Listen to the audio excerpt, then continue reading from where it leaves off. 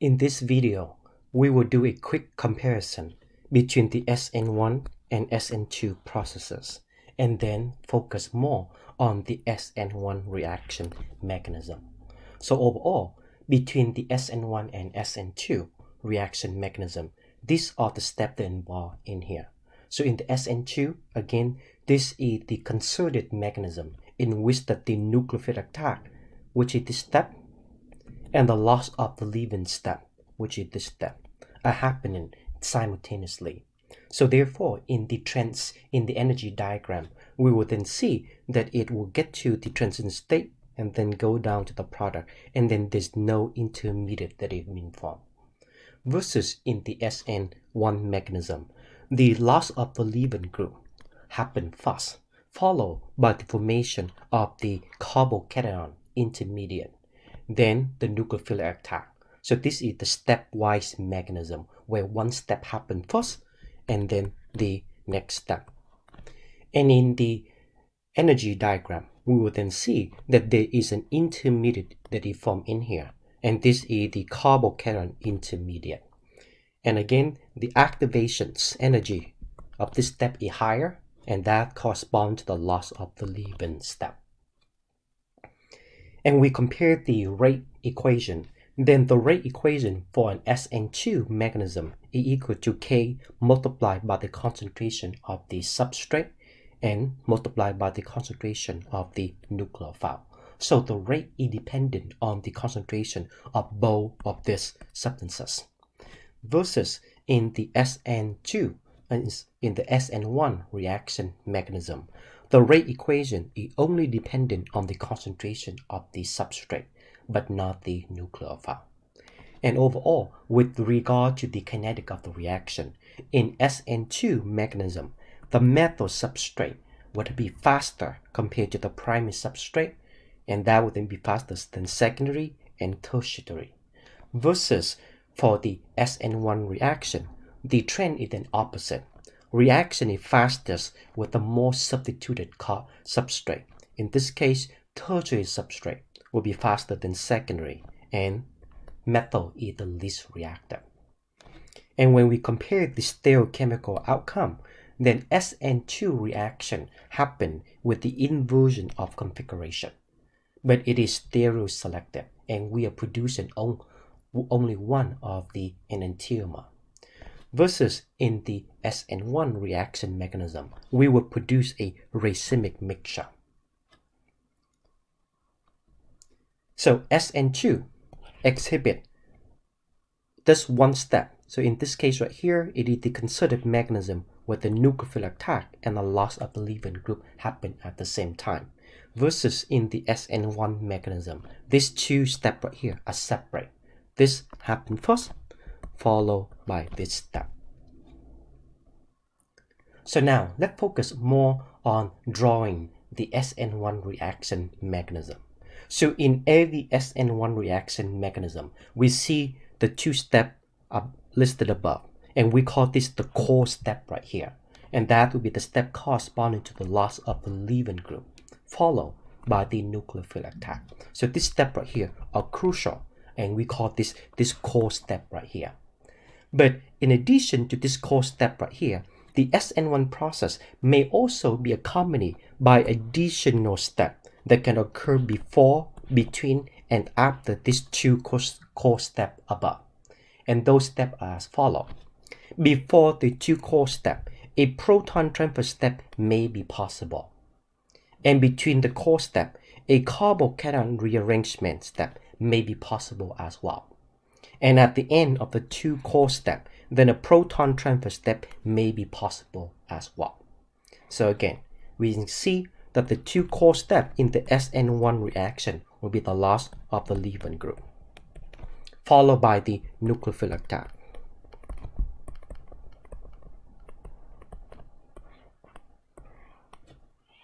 So these are the two core steps.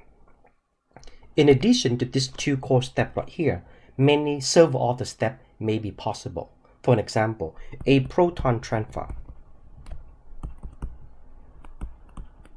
may happen before this loss of leaving group, and between the loss of the leaving group and the nucleophilic attack, there may be a carbocation rearrangement.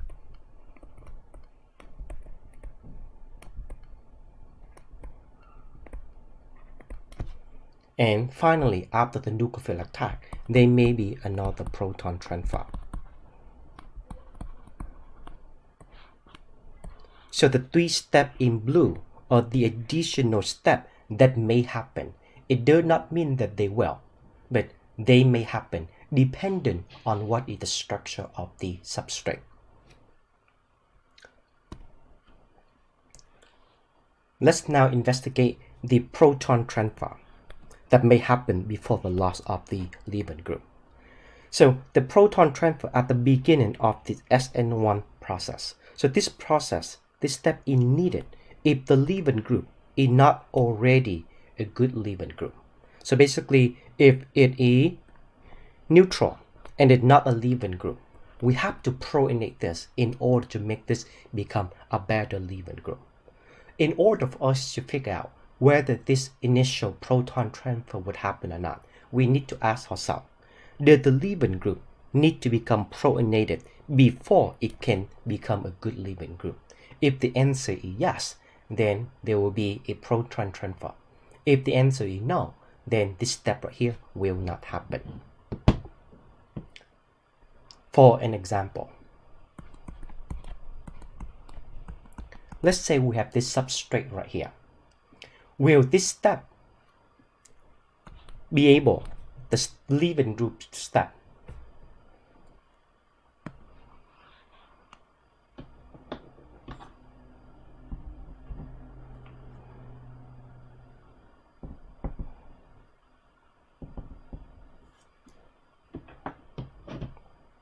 for an example,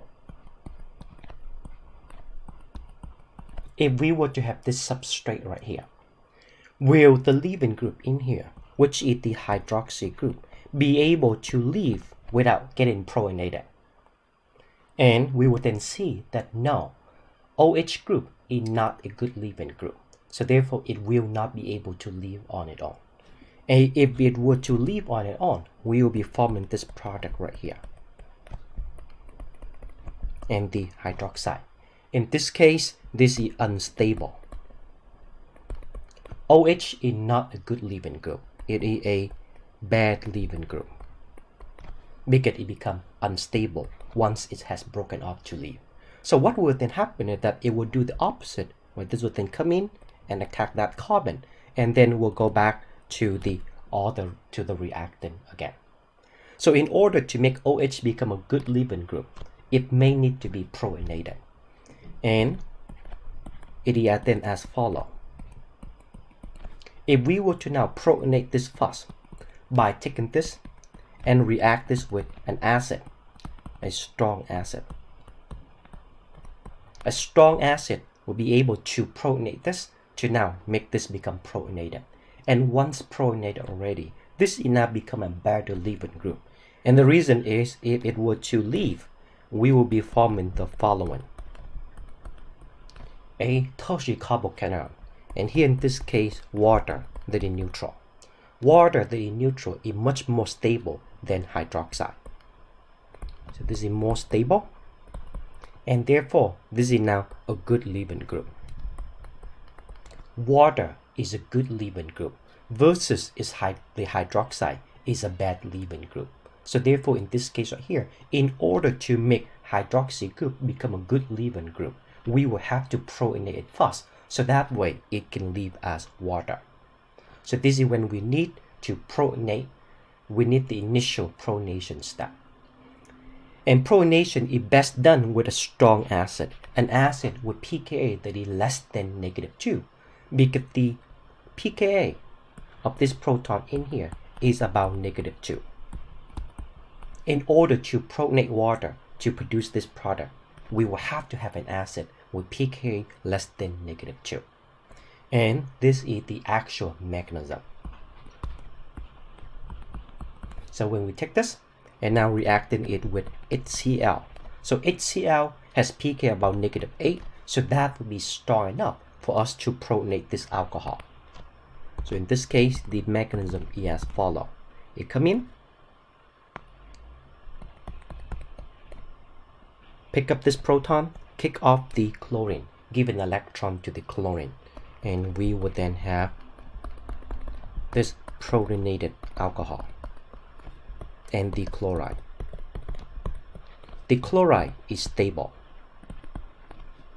and that would be the mechanism of this reaction.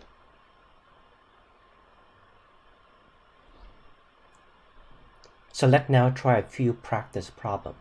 For this following substrate below, determine whether the SN1 process will require the initial proton transfer at the beginning of the reaction mechanism. So here in A, would the iodine need to be protonated in order for it to become a good leaving group? And the answer would be no. The reason is iodine is stable because it is the conjugate base of a strong acid. And as for B, again, we have seen this already. This is not a good leaving group because if this were to leave, we will produce hydroxide, and hydroxide is unstable.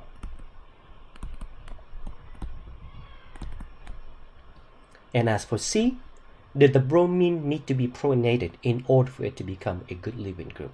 And the answer is no. And the reason why is if it were to leave, we will be forming the bromine. And again, the bromine is the conjugate base of a strong acid, so this is stable. And with D, same thing. This, if it leaves, will form hydroxide, and that is unstable. So therefore, this would need to have the initial proton transfer first. And E, same thing as well. This needs to be protonated as well. And as for the last example, in this case, no, this does not need to become protonated. So basically, most halogens leaving group do not need to become protonated. So most halogen as leaving group do not need to be protonated. Versus if we were to have alcohol, we have amine, then these are the groups that need to become protonated. Need the initial proton transfer to protonate it and make it become a better leaving group.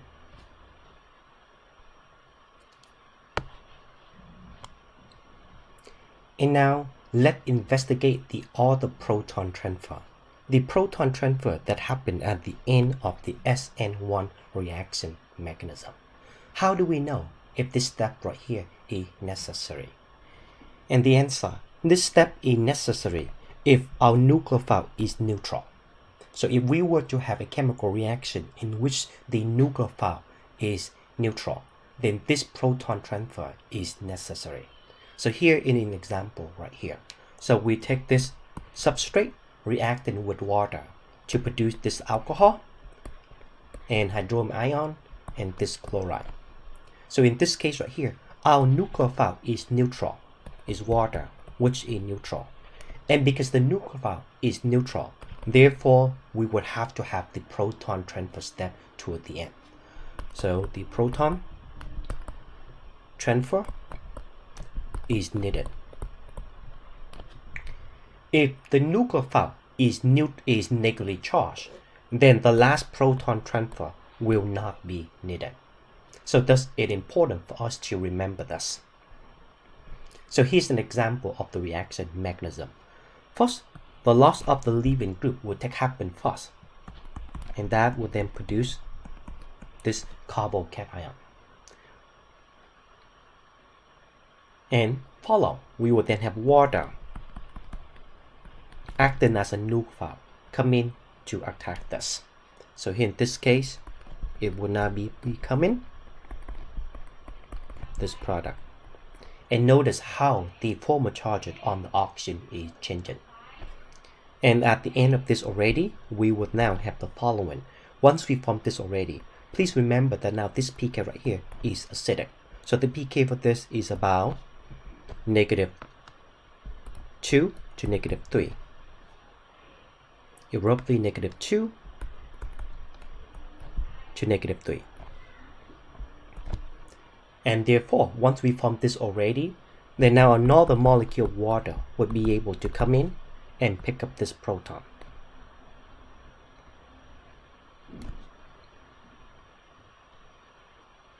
And now we will then have our neutral product. And hydrogen ion and the chloride. So that will be the product. So the last proton transfer step is needed in order to neutralize this. And here in this case right here, we are choosing water as a base to come in to pick up this proton, but not the chloride. Because in this step right here, we see that the chloride is being produced. But it will not be this chloride right here that will come in to pick up this proton. Because the chloride is not basic. Water is more basic than the chloride. So therefore we'll be using water to come in and do this proton transfer.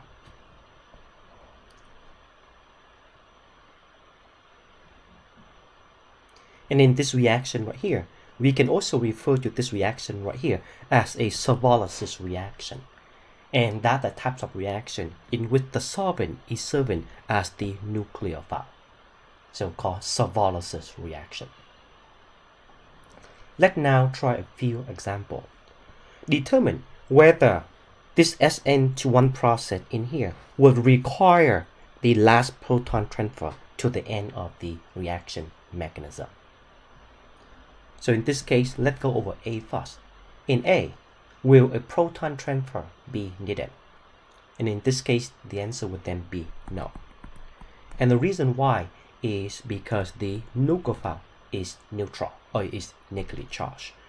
Once it is negative, it would then, and after it does its attack, this nucleophile right here would become neutral.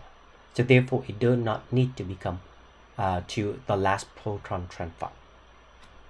Versus in B, right now the nucleophile is neutral, so therefore we would need the last proton transfer step. So yes for this one. And similarly with water, water is neutral, so therefore the last proton transfer will be needed.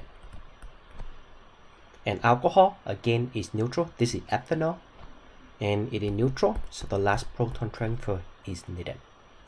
And with E, this is sodium cyanide, the nucleophile is the cyanide, which is negatively charged, so therefore the last proton transfer will not be needed.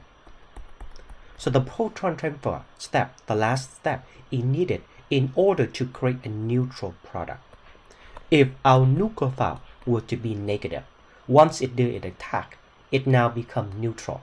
So therefore it does not need to become, it does not need the last proton transfer.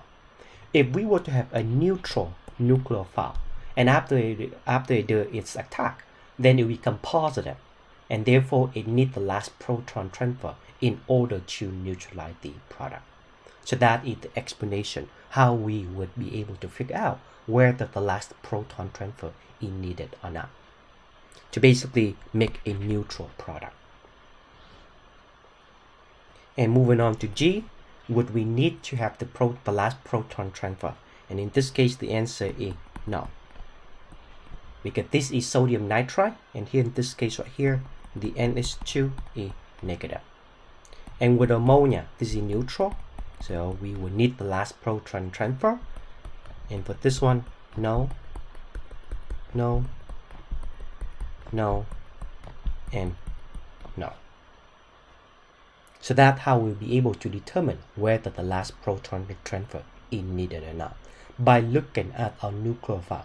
If the nucleophile is negatively charged, then the last proton transfer will not be needed. However, if our nucleophile is neutral, then that's when we need to have the last proton transfer. And now, let's investigate the carbocation rearrangement step. This step right here may be necessary in the SN1 reaction mechanism. So when do we need to have it? So the answer, whenever we have a carbocation that is not stable, because it is either primary or secondary, then we will then see this step right here happen to produce a more stable carbocation. And carbocation will rearrange through either hydride shift or the metal shift. And again, the reason is to produce a more stable carbocation intermediate. For an example, if we were to have this substrate,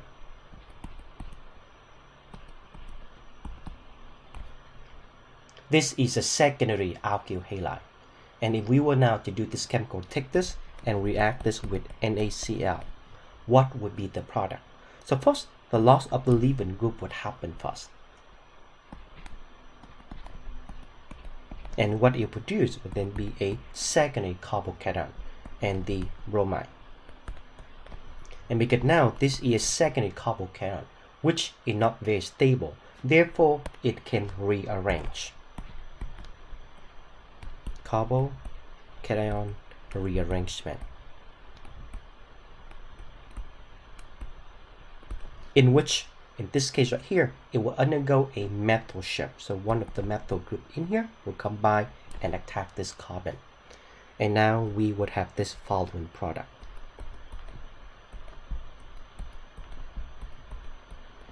And now this is a tertiary carbocation, which is more stable. And then followed by the attack of the nucleophile. In this case, the chloride is the nucleophile. That will then come in and attack this, and therefore in the end we will then have this product.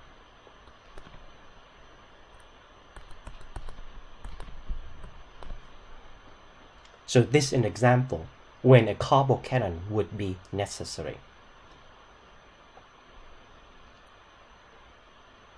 In a reaction where carbocation rearrangement is possible, a mixture of different products is generally being produced. So we will then get product where the carbocation rearrangement will happen, and we will also get the product where the carbocation rearrangement did not happen, a mixture of different products.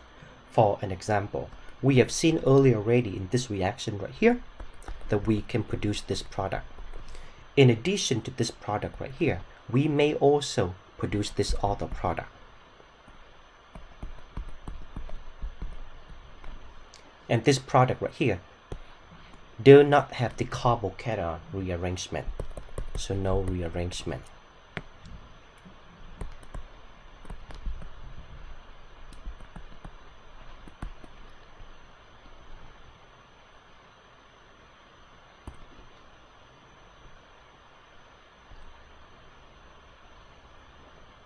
And in summary, the SN1 process. Again, the two core steps in the SN1 process will be the loss of the leaving group and the nucleophilic attack. And in addition to those two steps, there may be other possible steps. In this case, initially, there may be a proton transfer. And to ask ourselves whether this step would happen or not, we need to be asking ourselves, is the leaving group stable enough that it can live on its own without being protonated? If the answer is that it is not a good leaving group, then that's when it may need to be protonated. Most alcohol and amine need to be protonated before that they can leave, and also thiol as well. As for the carbocation rearrangement, after the leaving group have taken off already, if the carbocation is not stable, and it will then undergo rearrangement to produce a more stable carbocation. So that's how we will be able to figure out whether this step can happen or not. And lastly, the last proton transfer. This is dependent on the nucleophile. If the nucleophile is neutral, then that's when we will need this last proton transfer. Versus if the nucleophile is negative, then it does not need to be neutral. Do not need this last proton transfer. For an example, here in this reaction right here, please propose the mechanism of what happened to result in this product for this reaction. So here in this case right here, we see that the OH group is the leaving group. And as for our nucleophile, the methoxy here is our nucleophile. And here in this case right here, we are doing this reaction right here in acidic water, so there's acid in it. And we also observe that the nucleophile is then added to this carbon in here. So that indicates that perhaps there is a carbocation rearrangement that has happened. Therefore, to write the mechanism of this reaction, first it will be a proton transfer because this OH group is not a good leaving group. And it will then come in and react with the acidic water, hydrogen ion, in which the oxygen is acting as a base, come in and pick up this proton and protonating our alcohol. And once our alcohol has been protonated already, it can now become a good leaving group. So the next step would then be the loss of the leaving group. So loss of Lg leaving group. And this is the proton transfer. Once the leaving group had broken off, then we'll be producing this and water. And here in this case right here, we are having a secondary carbocation. And if this carbocation is stable, the answer not really, because it can rearrange to now become a tertiary carbocation. So here in this case, it will rearrange through a hydride shell, where the hydride on this carbon will combine and attack this carbon to produce this following product.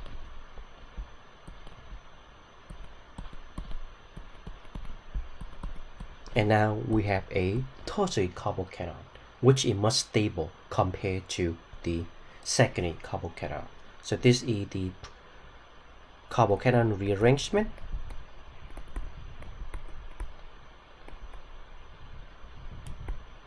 Through hydride shell.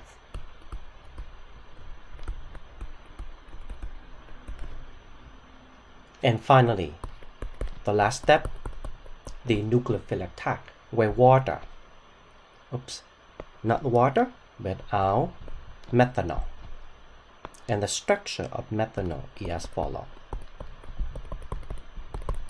Methanol have a lone pair of electrons on the oxygen that make it nucleophilic. So in this case, we will then come in and attack this carbon. And now we will be producing this product.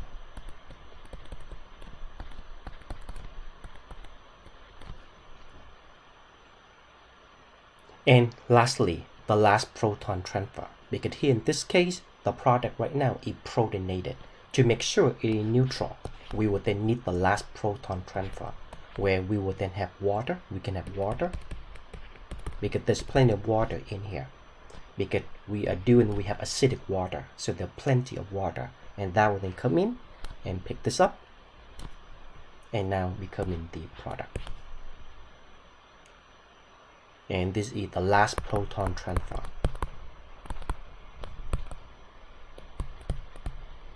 So this is an example where all of this step right here would happen.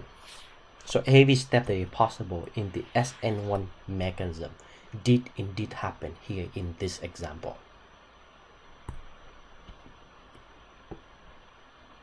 And now let's try a few practice problems. Draw the reaction mechanism that would explain the formation of this product. And here in this case, you are being told that this would undergo the SN1 reaction mechanism.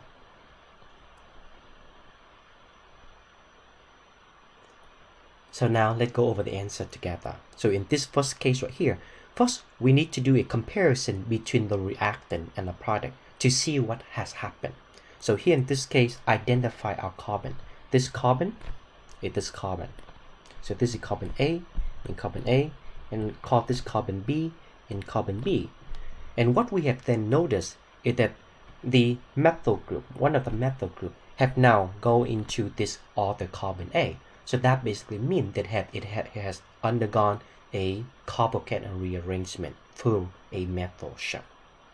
So that's something for us to take note of first before we draw the reaction mechanism. So here in this case, the first step that will happen first will then be the loss of the leaving group. And again, because this is an SN1 process as we are being told. And so that would be the loss of the leaving group, producing this intermediate plus the bromide. And now we have a secondary substrate, which is not the happiest or the most stable types of carbocation. So here in this case, metal shift would then happen when one of the metal group from the adjacent carbon combine to attack it. And now we would then have this intermediate. And this is now a tertiary carbocation, which is more stable. So this is the hydride of the metal shift.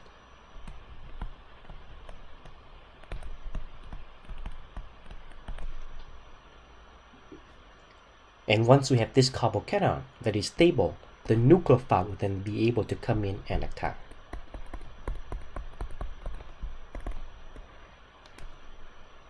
And producing this product.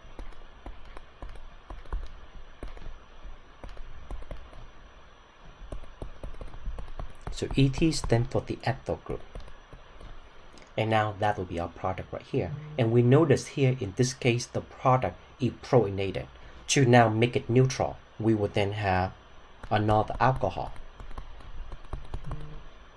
that would then come in and acting as a base to deprotonate this, and therefore producing our product. So in this case, the last proton transfer happened with ethanol.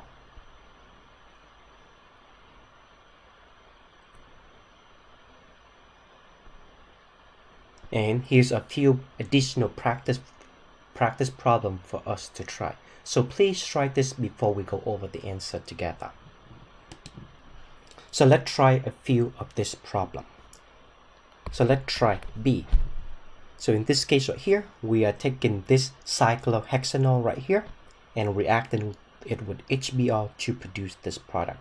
So again, do a comparison between the reactant and the product to help us see what's happening in the course of this reaction. So we would then see that, okay, this carbon is this carbon. So let's call this carbon A and that carbon A, and this is carbon B and this is carbon B. So we would then see that the bromine is coming in to replace a hydroxy group because we do not see the hydroxy group anymore on the reactant side. So in this case right here, we will then see that it have the A now have a leaving group on it. So it basically implies that there is a carbocation rearrangement that must have happened. So here would be the reaction mechanism. First, ask ourselves this question: does the OH group need to become protonated before it can leave? And the answer, OH group is not a good leaving group, so it needs to be protonated. So therefore, that will be the first step that happened. And in this case, we have HBr, which is a strong acid. So that can certainly come in and protonate our alcohol. And initially, we would have this product.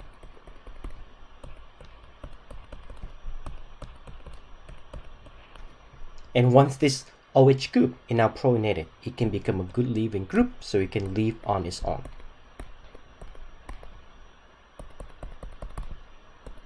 And we are producing a secondary carbocation. And here in this case right here, carbocation is not very stable, and it can rearrange to form a more stable carbocation. And we know that the products is actually the rearranged product, because if we were to stop right here, and the bromine would then come in and attack in here, and that would not result in the product that we wanted. So in this case right here, we know that the carbocation rearrangement will happen. And in this case, it will happen through the hydride shift. So the hydride in here will then come in and attack that carbon.